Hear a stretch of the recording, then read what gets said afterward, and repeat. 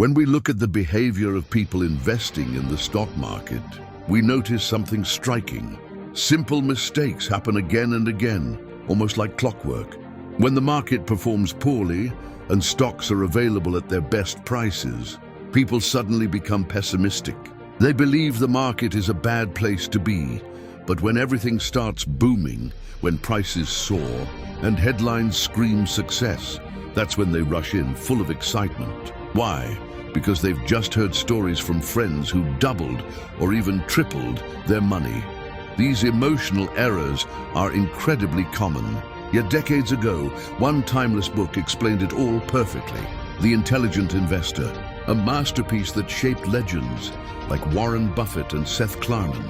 Today, we're going back to that book, uncovering its wisdom and exploring 20 of its most powerful lessons for every investor. To develop discipline and courage, you need to avoid letting other people's moods influence your financial destiny.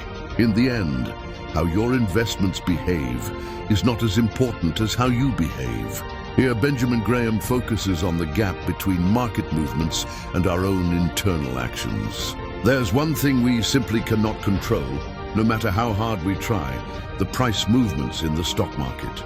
There's a constant stream of news, an escalation between the US and China, an unexpected Fed decision, regulatory threats against big tech, fears of a recession. All of these can instantly impact stock and bond prices. Even without major events, in calm markets, we see stock prices constantly fluctuating, often for reasons we can't even decipher.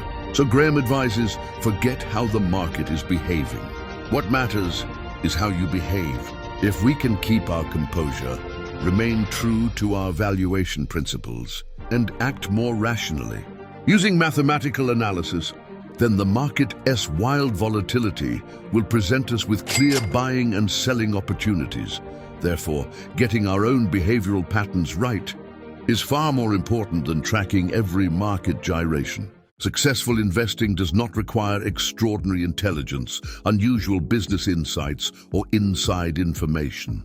What it does require is a sound intellectual framework for making decisions and the discipline to prevent that framework from being shaken by emotions. Graham is telling us that high intelligence and investment skill are not always directly correlated. We hear similar sentiments from Warren Buffett, who says that an IQ of 120 is more than sufficient for investment success. Sometimes people with 160 IQs make colossal errors, and we've seen this throughout history. Brilliant scientists and academics have often failed as investors. Failure is even common among financial academics. Take Robert Merton and Myron Scholes, Nobel Prize-winning economists whose work on options pricing contributed immensely to financial theory. Yet the hedge fund they helped found, Long-Term Capital Management, collapsed spectacularly and had to be bailed out to prevent a systemic crisis.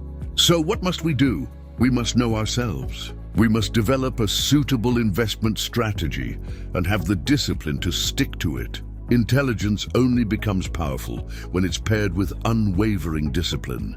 Investing is not about beating others at their game. It's about controlling yourself at your own game. In the stock market, we can essentially act in two ways. The first is to be an investor. We try to buy companies at reasonable prices and profit from their growth and earnings over the long term. The second is to be a speculator. We try to buy cheap and sell dear, constantly trading, believing we're smarter than the market. Graham says that when you invest, your goal should not be to outsmart others. Don't play someone else's game, play your own. Instead of building a win-lose system dependent on others failing, it's far more correct to focus on your own success and the success of the companies you've become a part owner of. The best measure of investment success is not whether you're beating the market, but whether you've put in place a financial plan and a behavioral discipline that are likely to get you where you want to go. Graham is again emphasizing the importance of principles and long-term goals. Sometimes, even when we make the right investment, we buy a growing, profitable company, its price can stagnate or fall after we purchase it. There are many reasons for this. A large institutional investor might be liquidating a position, selling relentlessly and pushing the price down, or the market may simply fail to recognize the company's underlying value. Or there could be a liquidity crunch, where people sell their most liquid assets first, even the good ones. But if our analysis is sound, if we've chosen the right companies, if we have a well-diversified portfolio, if we've minimized risk, and if we have patience, then even if we underperform the market for a few years, we will ultimately reach our goal. What determines our ultimate gain? The amount of our initial investment, and then, in the following years, how much that company grows and distributes in dividends. If a company grows at 10% per year and pays a 5% dividend, that gives us a 15% return above inflation. If we focus on those numbers, and a 15% return makes us happy, then what others are making or losing becomes irrelevant. In some years, even a drop in the stock price won't bother us. What's important to us is, how are our company's sales developing? How are its profits? What are the forecasts for future sales and earnings? Is the future bright? What do we project for the next 10 or 20 years? The more illogical the market's behavior, the greater the opportunity for the investor who behaves like a business person. We often hear investors complain, don't we? They grumble that the market isn't acting right, that the valuations are all wrong. But if we think like a business person, we'd say, okay, the market is mispricing this. It's pricing it far lower than it should be.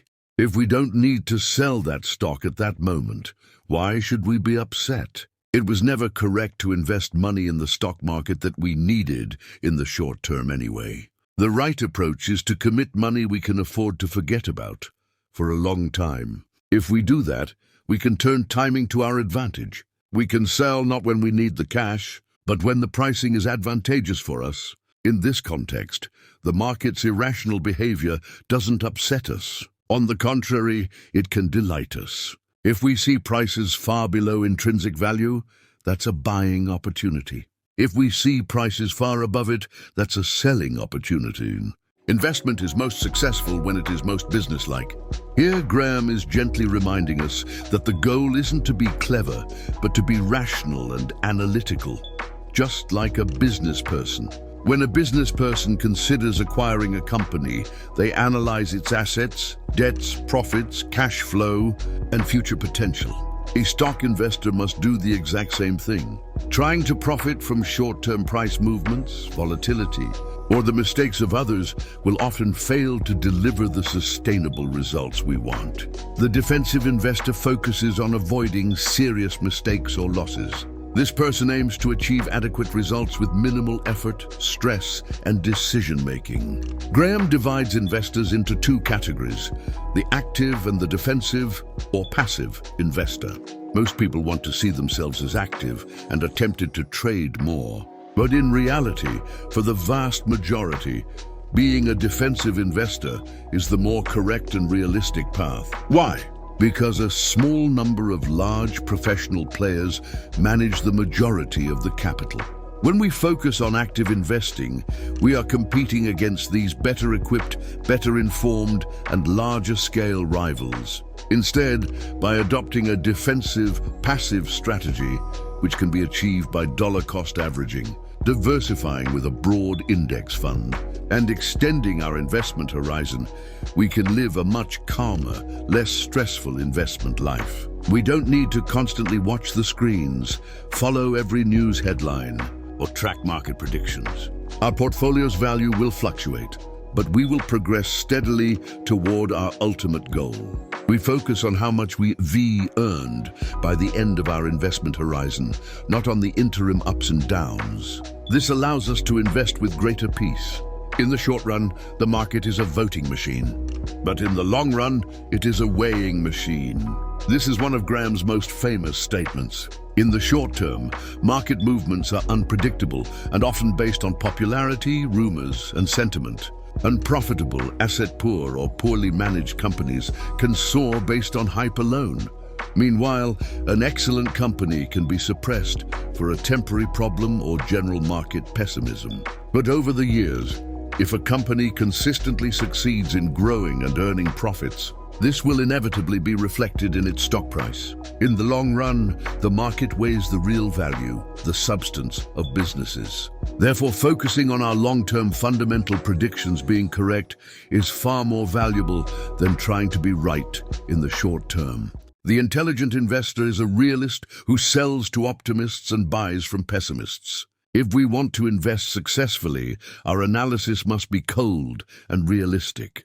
We must be neither overly optimistic nor overly pessimistic. If we're too optimistic, we might overestimate a company and be willing to pay an inflated price for it. And paying too high a price for a company, no matter how wonderful it is, will likely lead to poor returns. Conversely, if we're too pessimistic, we might sell assets for far less than they are worth. Our job is to do the mathematical calculations, act on rational fact-based data, and strive to make unbiased estimates. If we feel we're not very good at that, then the defensive path, maximum diversification, dollar-cost averaging, and a very long-term strategy will protect us. If we're more ambitious, we can buy when we see a company is undervalued and sell when it's overvalued. But to do that successfully, we must be better than our competition, that is, all the other investors. The intelligent investor gets interested in big growth stocks, not when they are at their most popular, but when something goes wrong. If a company is growing rapidly, earning high profits, and has brilliant future prospects, buying it at a reasonable price is usually impossible. Its price will be sky high, and if we initiate a position at a very expensive price, no matter how good the company is fundamentally, we may not achieve our desired return. Graham highlights this point. After we've identified good companies, we must also look for the right time to buy them. Major crises or correction periods offer these opportunities. During the 2000 dot-com bust or the 2008 financial crisis, many quality companies fell 50% to 80%.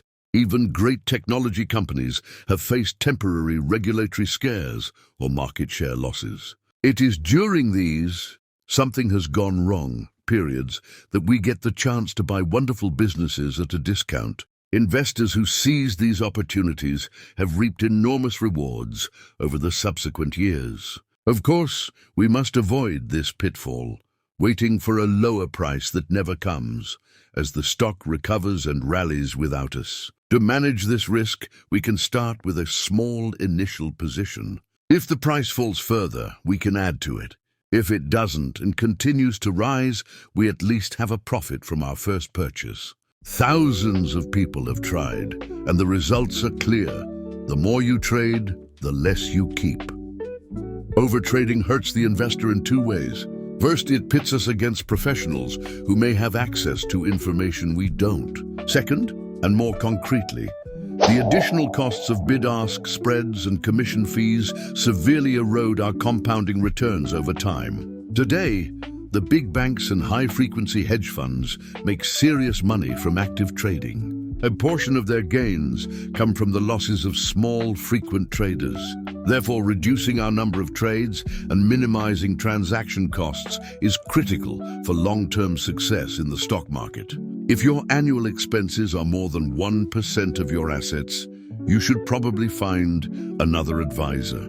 Graham is pointing to the destructive effect of fees on returns. Given that long-term stock market returns have historically averaged around 7 to 10% annually, much of that gain is powered by the magic of compounding. If an investor or a fund pays 2 to 3% in annual management and transaction fees, that consumes a huge chunk of the gross return. An 8% return becomes a 5% net return after 3% in fees. Over decades, this makes a monumental difference to the final portfolio value. This is why low-cost index funds, ETFs, are such a powerful tool for the defensive investor. Do not buy a stock only because it has gone up, or sell it only because it has gone down. This is a common mistake, especially among novices. They look at a stock's past price movement, and if it has risen sharply, they buy, thinking the trend will continue. The phrase, "the trend is your friend," is a popular mantra. Or they use automatic stop-loss orders to sell after a 3 to 5% drop, hoping to limit losses. But these behaviors not only increase our trading activity, they also lead us to buy overpriced stocks and sell undervalued ones. What we should be doing for long-term success is precisely the opposite. An investor calculates what a stock is worth based on the value of the business. The only correct way to value a stock is to analyze the company itself. What are its assets? What are its debts? What are its sales and profits? Is its free cash flow strong? How might these numbers change over the next decade? After answering these questions, we can estimate the company's fair market value and, by dividing that by the number of shares, arrive at an estimate of the stock's intrinsic value. The opposite approach, starting from the stock price, is often misleading. For example, a stock with a $500 price tag might actually be cheap based on fundamental analysis. A stock trading for $5 might be terribly expensive. The share price alone is meaningless. What matters is the market capitalization. The share price multiplied by the number of shares and how that value relates to the company's fundamental financial metrics. A great company is not a great investment if you pay too much for it. Sometimes, incredible narratives are built around certain companies, and expectations become impossibly high. These companies become stars, and everyone wants a piece of them. Think of the dot-com era, the meme stock frenzy of 2021, or the extreme optimism around some electric vehicle startups. In these cases, stock prices soar far beyond any reasonable fundamental value. Those who invested at the peak of this popularity often suffered significant losses in the following months or years. Therefore, the price we pay is just as important as the quality of the company we're buying. Other people are trying to make money from you. Like brokers, they often promote the allure of speculation because it is in their interest. We must never forget this crucial point. Brokerage firms and many financial advisors earn more commission the more we trade. An investor who buys a stock and holds it for 10 years pays very little in commissions. But a trader who buys and sells daily or weekly is a far more profitable customer for the broker. Therefore, we may be encouraged to trade frequently through messages promoting active management and don't miss out. As investors, we must always be aware of this conflict of interest and act in our own long-term best interests. For the true investor, price fluctuations have only one significant meaning. They provide an opportunity to buy wisely when prices fall and to sell wisely when they rise. Graham hammers this idea home throughout his book. The market is volatile and often irrational. If you recognize this reality, its fluctuations become not a threat, but an opportunity. When prices become irrationally high, that is a signal to consider selling. When they become irrationally low, that is a signal to consider buying. The market is a mechanism that offers you the luxury of transacting at your price. You should be its customer, not its servant. We, the intelligent investor, should recognize that market panics can create great prices for good companies and should be ready to take advantage of them. History has proven time and again that market panics create the best buying opportunities.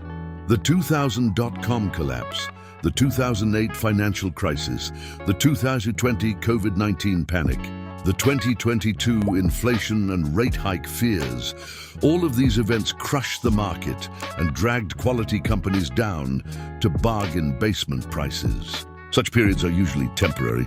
The intelligent investor uses these times of price suppression to accumulate positions in companies they believe in for the long term.